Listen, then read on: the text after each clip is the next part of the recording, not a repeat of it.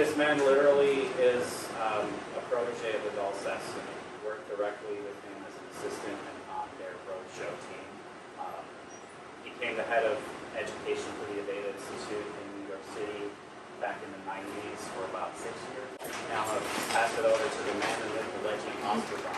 Thank you all for being here. That was a very nice opening, Matthew. I originally come from London, England, from a very ordinary family. I've got a twin brother, Peter, I've got an older brother, older sister, mum and dad. As a kid, I was a really shy kid and I stuttered. So my dad was a bank manager. I'm going back. I'm 61, so I was born in 61, and I'm 14 years old, so I'm going back, whatever, it's 50-something years, 40-something years. I wasn't a very bright kid, but I was a happy kid. But my dad came home one time, I got a report card, it was really, really bad. And he said, "Simon, can I speak to you?" And I was like, "Yeah." He said, "You're not very bright." And it was true. I was like, "Okay." He said, "I will let you leave school early to do an apprenticeship." It was really smart because unemployment was really high. So, and I was a shy kid, so you could just say yes to everything. Like, yes, okay, yes. An apprenticeship, you work for 3 years, so when other people leave school, you have a trade. And he said, "You can be a watchmaker, a jeweler, a plumber, a mechanic, a carpenter." I was like, "Oh, carpenter." And the next day he takes me down to the office where you get your apprenticeships, and the only apprenticeship there was the hairdresser. I had no idea that the apprenticeship was a company called Vida Sassoon. The hair was really good, but it meant nothing to me then. I said to my dad, "Dad, I can't be a hairdresser, I've never spoken to a girl." And he said, "You've got a sister." Like, low-hanging fruit sister, and I was like, "Okay." And I didn't want to disrespect him, so I went along with it. And the first day sticks in my mind. I walk in, I say, "My name's Simon, I'm here to be an apprentice," and they're all freaky, they all come to the front desk, they go, "We've got a new apprentice." The first thing they say is, "We've already got Simon, or what do you want to be called?" And I was like, "I don't know." They go, "What's your middle name?" I said, "Oscar." They go, "We'll call you Oscar." And I was like, "This is the worst day of my life." I stutter on O's more than anything, so I was like, "Oh, Oscar." I was like, "Oh." But I went along with it. They told you what apprenticeship is, 3 years. Each day you work and you get paid to work, and at night you stay behind and there's a class on a particular technique. And I was like, okay. They gave me a pair of shears halfway through the day, and this is day one. I didn't know what was going on. But they gave me a pair of shears, and everybody back then used shears that were this big, 4.5 inches. They're great. They gave me a pair of shears, they told you how you use a pair of shears, they gave me a comb, they gave me 2 clips, and they said, "We're going to start training tonight. I want you to go outside and find a model." That's when my life really turned. Like, I was a really shy kid, I was uncomfortably shy, like I couldn't look at you in the eyes or anything. And in England we say, "No, much easier." I said, "No, I don't think I can do that, I'm not very good at that." And they said, "Of course you can do it. You walk up to someone, you say your name, you say, "You want to come into class," and they'll go into class. And again, I said, "No, I don't think I can do that." They got really angry. Like, why we hire someone that can't walk up to someone and give away a free haircut? And I was like, "Ooh, touchy." So I went outside. I went outside. There was like 9 million people. They're all really mean, ugly, vicious. But I walked up to someone. I said, "My name's Oscar. I'm a head assistant. Could you come into class tonight?" And she said, "Where do you work?" I put the name in place. I work at Salon. And she said yes. So it was a really big breakthrough for me. But I had to do that every day for 3 years. And after about 3 months, I had a great conversation. I was still around. Are you guys connected? Yes. That's fantastic. I'm now 15. What's your name again? Bree. Was it? Bree. I hope I'm the Bree. I'm 15. I'm Bree. Now, I'm like, "Bree, you're really beautiful. I'd love to do your hair. I would give you a card. I'm going to a girlfriend."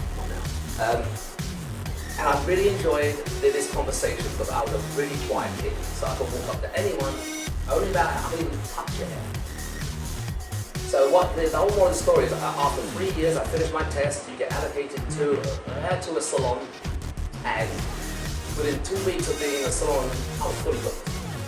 And that is the most important thing. If I go back, what was really important was number one, walk up to someone and say my name. I could do that.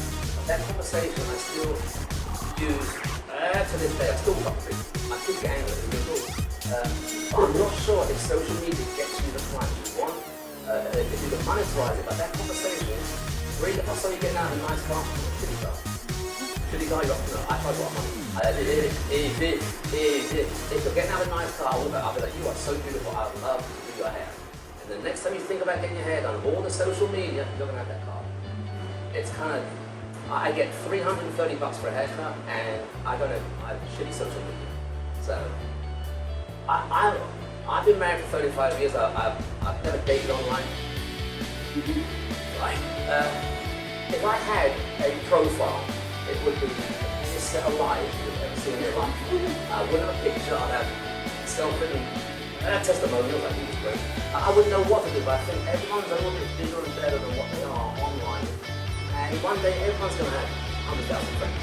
So the idea is if you have to have a presence, otherwise you're going to die.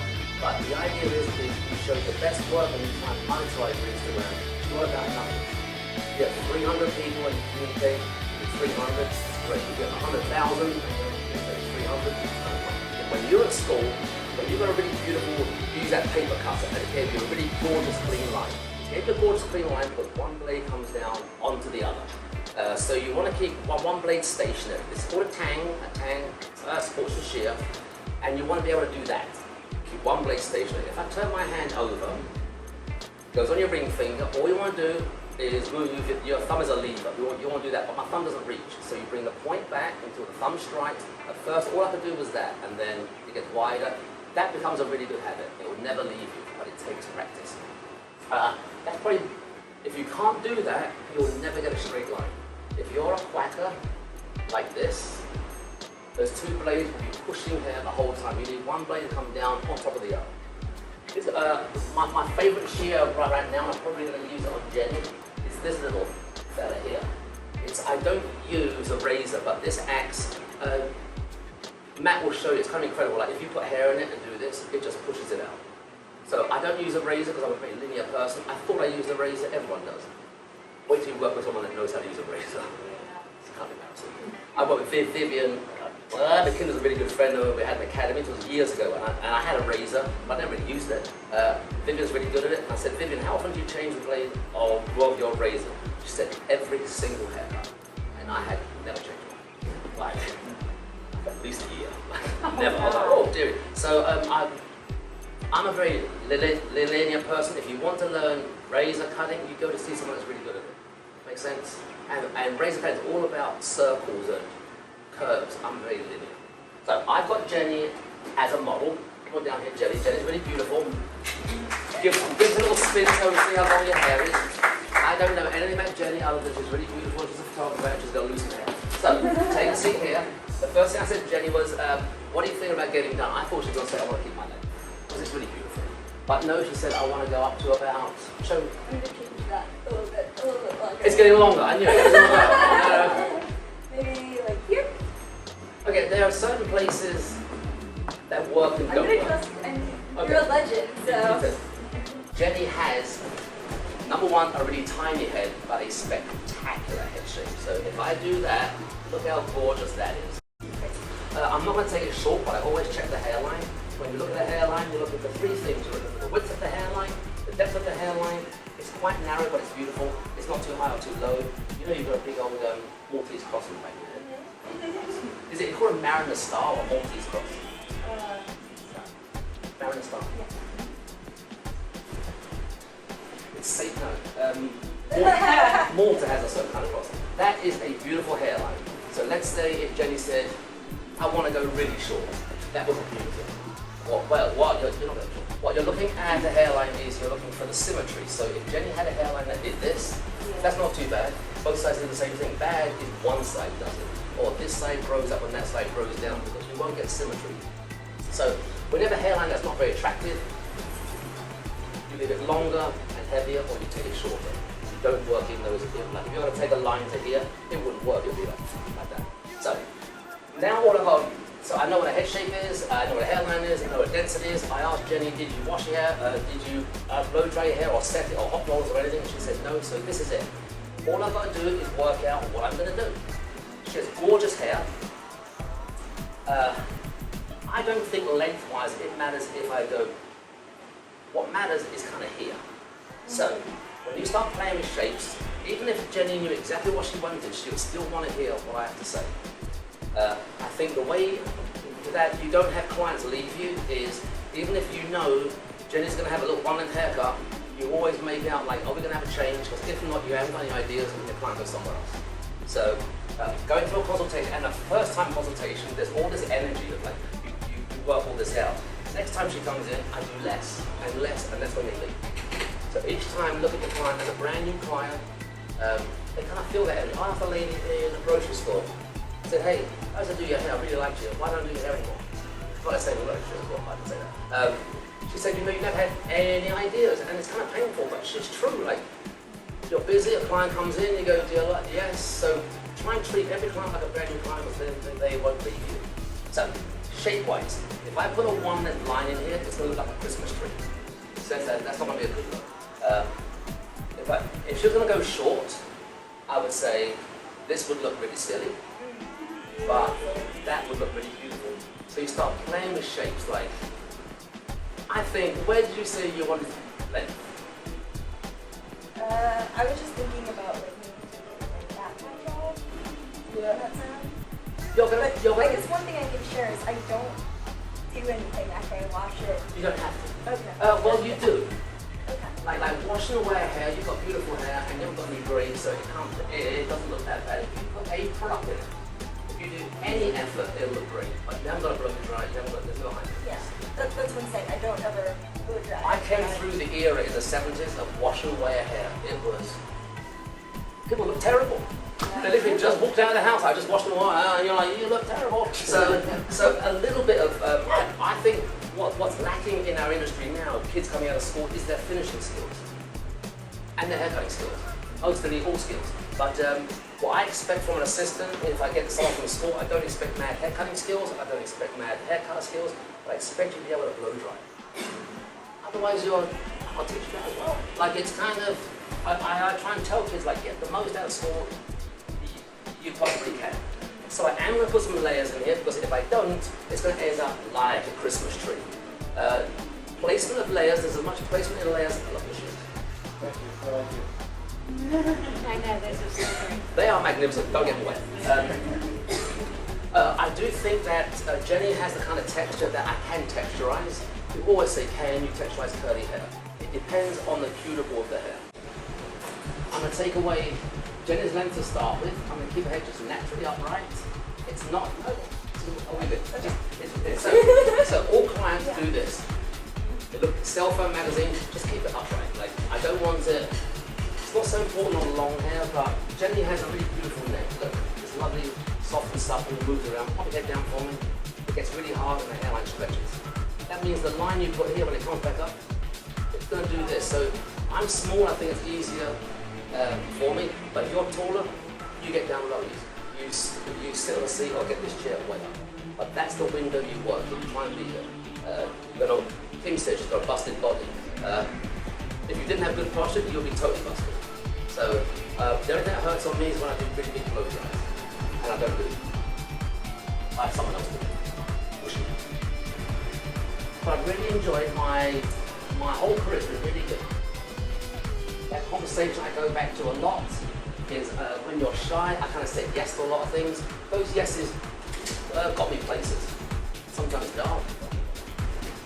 I really enjoyed being part of a photographic thing, so that happened really early on where I was in London.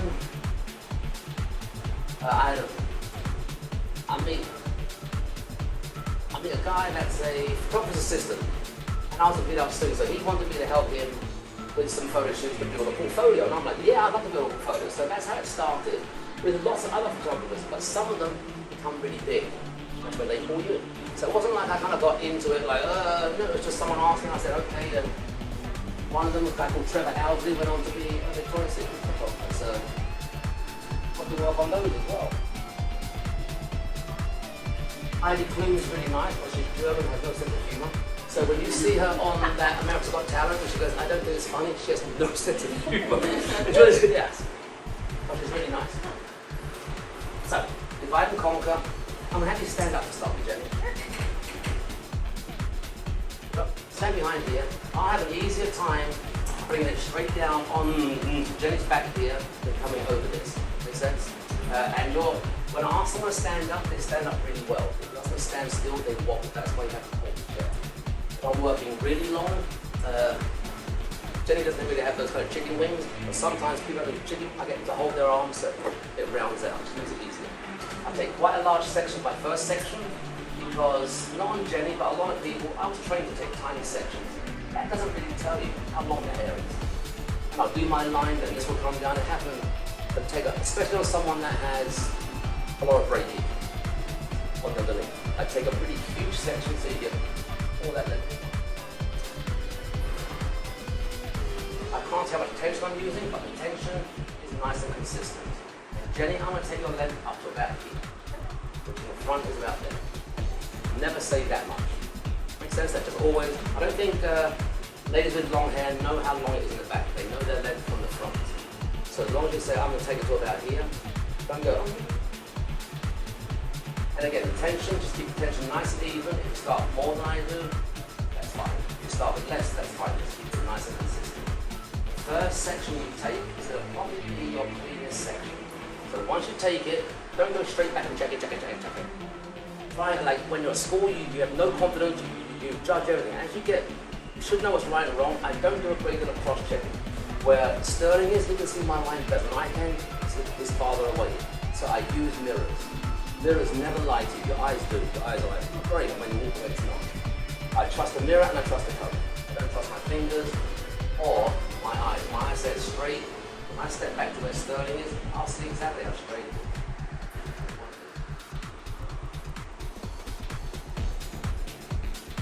Now,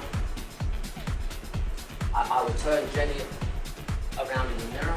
If I step away, it's pretty easy to see if it's straight or not. I was trained to do really tiny sections, but try and take the largest sections you can. A tiny head. You've got to get through haircuts. I take an hour appointment, but New York City is the hardest place for people to be on time. And honestly, I know it sounds really, really bad, but I pray they're late. Because if Jenny comes in 45 minutes late, I'll say to Jenny, Jenny will be really apologetic. I'll say to Jenny, I want you to blow dry your hair. Yeah. Then I'll say, it might not be the best haircut I ever given. She goes, that's okay. I'm getting $300 for 10 minutes work. I wish they were all 50 minutes late. Yeah, it's, if I find that Jenny's having a hard time, one was having a hard time, just whatever, could be personal, could be work. I never discount, but I'll just say this one's on me. You know, like, I don't get very personal with clients, so they don't kind of get it. If someone does express like that, they're shitty time in life, then that's the time you kind of do it. You do it like that. Make sense? But I don't discount. It's not a good look. Honda doesn't discount. Do you know why we don't discount? You don't have to. Just don't have to. Like, people discount because it's not moving. Like, discount is never a good word. I'd rather give something away. You don't discount quality, right? Yeah, discount is not a good word, like nothing. You're never going to see hair made, Louis Vuitton, anything like that, discounted. It's kind of the... Plus you can write off the donation. Thank you. I would rather do that. I'd rather take a loss and use it than to think it would discount it. New York City has something that's kind of interesting, and you all fall a prey to it. It's called cachet value. Now, I charge more money than most of my friends really high. But at the same time, if I gave you a haircut for $10 or $300, it's the same haircut. So cachet value is you have example would be two red tank tops made somewhere in Asia. They come on a boat, they're exactly the same. They go to Columbus, Ohio, to a fulfillment center. One gets a label that says Gap, and one gets a label that says Chanel. That Chanel one, you'll gladly pay 200 times more for it. So as people talk about themselves being kind of brands, think of what a Chanel brand is. It's never late, it always looks great, it's always in demand. So that's why you try and, I forgot what I was saying. It's down to good, but when you want to be a high-end brand, you better be on time, available, always look good, always be nice. That's why I do a lot of work in schools, and these kids say, I want my brand to be, and you look at them like, you look like shit. You've got a shitty brand, like you were late, like you can't kind of think, I'm not a brand. No, a brand is, I'm kind of honest about it. And also there's quite a large movement of leaving school and becoming like your own person straight away. It's kind of dangerous because you go to school to get a license, you don't learn much about the industry. Get your knowledge going on first and then make a decision.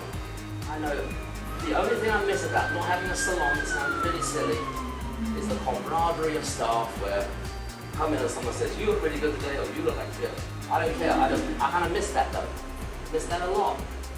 What I don't miss is being an owner of a salon where you fall in love with your staff and they eventually leave. Really painful. That's kind of why when I was able, Stan Brocotto bought my salon. Remember Stan? He's a good guy. He bought my salon, and I wanted to own a school. And I was going to tell you.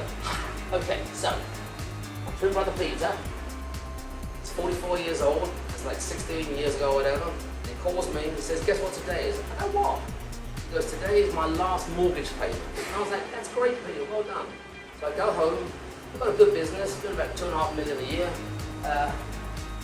But I own a pair of rollerblades. That's it. A bike. Like life can go by really quick, especially when you're in a city, like having a great time, business is great, and you look like, where am I? So, kind of made a lot of catching up of buying a house, but I could have been in the city now and then, just one day you just finish working. But kind of that was where I didn't fail, but I really wasn't thinking that at all. We had children much later in life. We've been married 17 years and went to say I want to have children. Didn't happen. Breeder. Never knew it. Should have worn horns as a kid. Like that, no. All worked out really good. And again, I nearly always do center to left and then center to the right.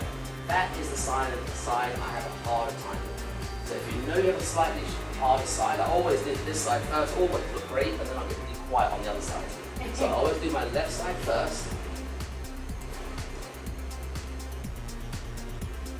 And what makes a good hairdresser is an honest hairdresser. So when it comes to checking a lens, you don't go like, you nailed it. No, you look at it, make sure it's okay, and you move on. I think Sterling, opening up your salon for classes is a wonderful thing, and I would do it. It's great. I think since COVID, not many people do that, and I really admire you for it. No, hey, it's not easy. We did these things called Happy Mondays or something. Sometimes there might be one person show up, sometimes 30, but keep doing it, keep doing it. There was nothing happy about it. When you check your lens, be honest, don't be like, nailed it. No, that's still nice. Last section.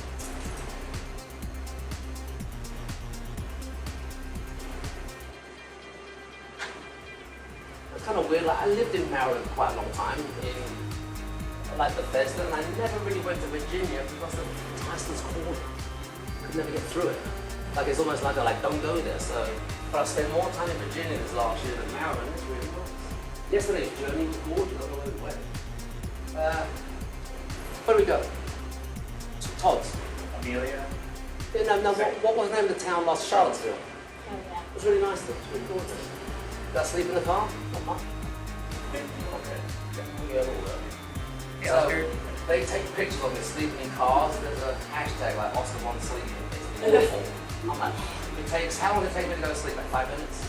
I'm a really good traveler because I sleep. I get on the plane, I fall asleep. Unfortunately, it happens in a car as well. So I'm not really allowed to drive long distance myself. Oscar, hey, quick question. How do you know where to create the parts in the hair when you're sectioning on? Good question. Probably a twofold answer. One is the density of hair. Like you always want to see your previous guideline.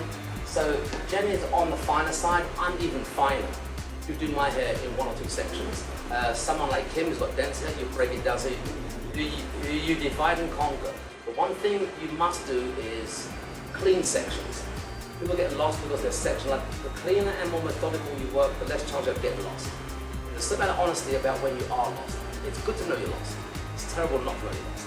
So my sections are always parallel to the line I'm cutting, so I take square sections for square lines, inverted sections for inverted lines. And the size of the section, like that last top section was really quite a big section, but it's probably the finest part of her hair.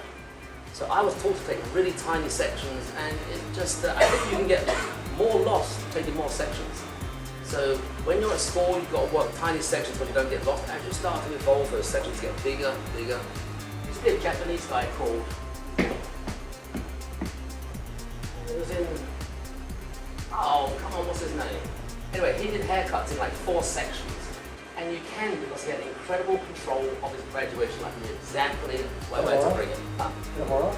No, not Kimura. Yosh. Yeah. Yosh. So Yosh, I knew Yosh quite well. He, on stage, he's like, my name Yosh. He spoke perfect English. Like, he really played the Japanese part. Like, his numbers, he'd be like, I want to get 2,500. But he was a wonderful guy. He sold his salons to a gentleman called David Wagner because his wife was terminally ill. So they went around the world, and guess what? Apparently, she's not terminally ill. She got somehow went into recession. So Yosh is a lovely guy. But he does incredibly, like, 4-section haircuts. That's not easy though. And also, I think those 4-section haircuts are one particular haircut. Like, a lot of people are good at a haircut. Some people make a professional. We work with a guy called Wayne Tuggle. You're probably going to have him in here. He kind of started big sexy hair, but he does 27 haircuts a day, same haircut. It's over the road, over the road, over the road. It's got that's Wayne. Over the road. Over the road, over the road. So, but he knows, the one thing I admire about Wayne is he knows how to hustle and he makes money. You know, he goes to work to make money. I want people to work for me like that. His best quality is he's very hard-headed, and his worst quality is he's hard-headed. But you don't get one without the other. Get your lengths, check your lengths, be honest. Really? That's not bad. Okay. So, take a seat. I've done my outline. Now I'm going to do the face frame part. Oh, watch out, let me just clip, sorry. You okay? Yep. So, I'm going to do a face frame. And I'm going to try and keep this length here. When you do a face frame, no matter how much you over-direct, you're going to end up taking off that corner.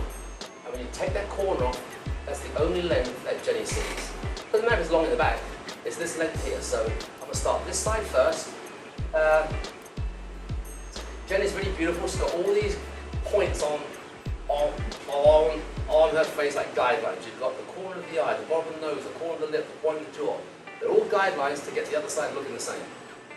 So, previously being a smoker, I know that when a fringe is here, it goes back really nice. You can almost tuck it behind the ears. We're going to go a bit longer. I'm going to go to the point of the jaw, right here. So that piece there, I think Jenny will almost be able to tie it back. You might get a few pieces of hair. Any shorter than that, so I'm going to go to the point of the jaw, and I want to keep that length. I'll do this all in one section. When you're dressing hair, a really good part is from the highest part of the ear to the top of the head. I'm going to do that on this face frame as well. So I know that all the hair on the highest part of the ear will go forward, all the hair on the highest part will go back. Don't work to the front of the ear or the back of the ear. Jenny's got tiny ears, but some ears are like, just go to the highest part, is always a nice break. You're great. You have a wonderful personality. You know, my wife has no sense of humor. That's why we've been married so long. Like, never marry someone like you because I don't think it works. But she has no sense of humor. She's very driven. It's worked out great. I came out to, remember there was a cable company called Montgomery Cable? They were the first cable company in like Maryland. And with DC, they were going to do a national school thing. So I came out there, so it didn't work. But Wendy was my model. I didn't work, sorry. So I go to the corner of the jaw. Because it's going to rise a bit, I go a little bit longer. If Jenny had really, really thick hair, I would lift it away more. But if she's got finer hair, I'll start here. That's very, very weak right here. So take a section, place your line, lift it away a little bit, and I'm going to work from shorter, bring that comb down, all the way to my left. It's kind of like wannabe face frame, but it works. You do not want to remove that corner, otherwise she loses her length. It's kind of a one and done because so you do it. You got really thick hair, right? I don't think so. It looks from here. It looks thick. You got thick hair. Yeah. I don't know, I just Yes. don't think my hair is thick. Like, it used to be thicker. I'm glad it's not. Thicker. No, it looks great now. In your case, you would do maybe 1 or 2 sections. On this, because it's really quite fine, I just do 1. And the same on the other side. Did you say those are vertical sections you're talking about breaking them into? From the top of the head to the top of the ear, but I take that whole section in 1. If it was really thick hair like yours, I wouldn't start really close to the head. I'll go to the jaw, I'll bring it away, and I'll do that. Finer the hair, you keep it closer, the harder the line. For some reason, my heart is straight, but it's usually here. It won't really matter, but no, it kind of does I matter. just looked in the mirror, I was like, oh. I just let it fall where it kind of Okay. naturally wants to be. I think it goes like there, but either way, it's not going to be Okay. oh, well done. You're on point. This side is mechanically a little bit, but I always do this side first because it's my difficult side. But on this side, it's really a natural way to do it. On this side, I've got to turn my hand around. So I turn my hand around, I do exactly the same thing, but I nearly always do that side before this one because this one's easy.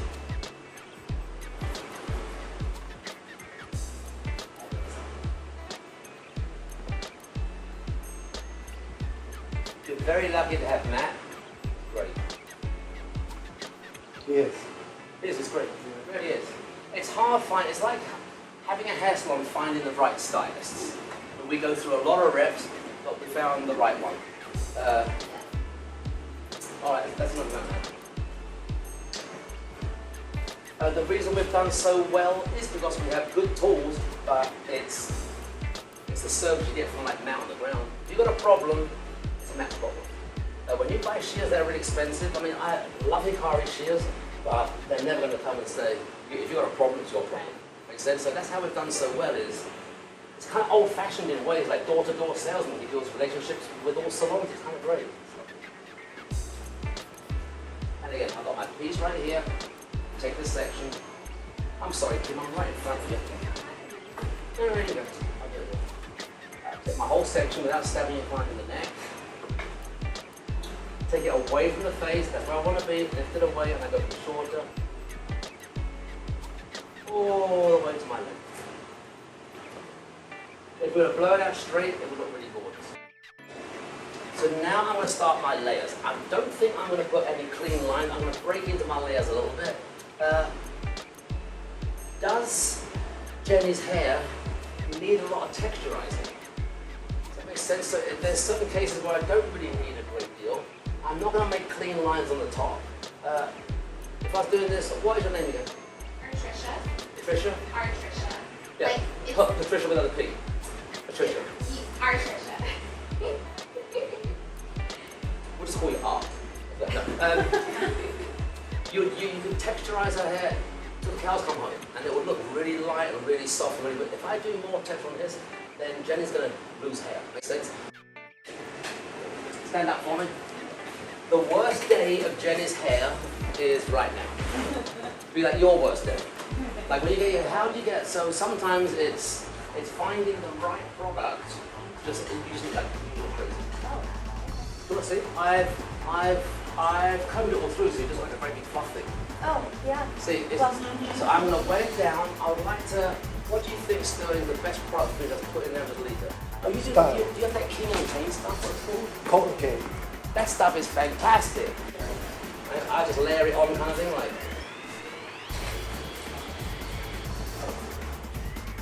Here you go. Beautiful, right? Super botanical, right? Ginger. Yeah.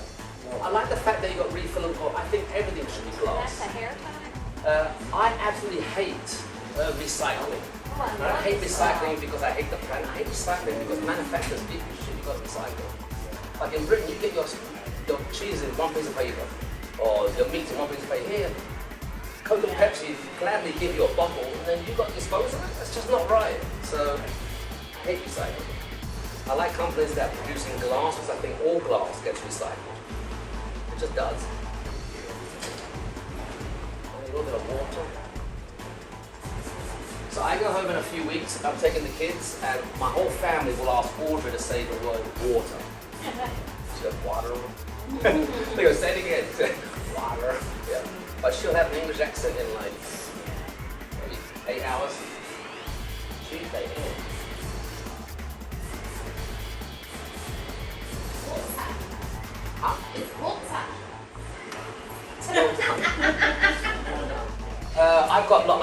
grandkids and like little nieces and nephews, they all sound like Peppa Pig. Everyone. So when I go to the camera, it's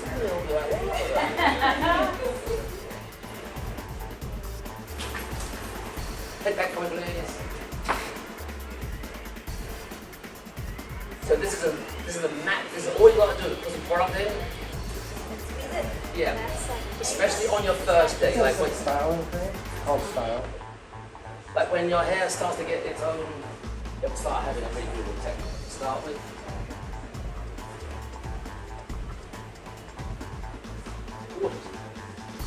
How does Jenny's hair look? Thank you. You just got to put a little bit of cream in it. I love the way your hairline does this. You look better seeing the whole face and everything. So people that have long hair kind of get bored and they say, I want a fringe. When you don't think they're going to look better with the fringe, don't do it. Do something else. Say, no, you won't look good. I'd rather do this, that, or the other. But I got to work in Japan for a year. And what I did, get to do a lot of fringes. I was hairdresser here in 1980, well I guess it was 85, but it was 86. I go out there to do a judge. Who else sent me out? No one else wanted to go, one day. I said, okay, stand up for me please. I go out there and it's a competition for a magazine called Shindio and I win it. I'm out there for a whole year. I was only young, I was really lonely. I didn't really, oh wow, I got Velcro as well. I didn't really enjoy my time, but when I got back to England, everyone thought I was fantastic. Sometimes you do things that didn't work out. Stand out here for me and take a look. I don't know what you do.